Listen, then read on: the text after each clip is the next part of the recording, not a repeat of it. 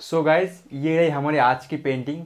So I hope आप सबको आज की ये पेंटिंग बहुत ही अच्छी लगी होगी।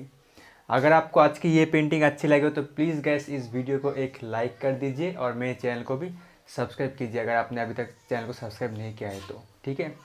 और गाइस आप मुझे सोशल मीडिया में फॉलो कर सकते हैं जैसे कि फेसबुक, ट्विटर और इंस्टाग्राम पे। इन सब का लिंक मैंने इस वीडियो के डिस्क्रिप्शन बॉक्स पर दे रखा है।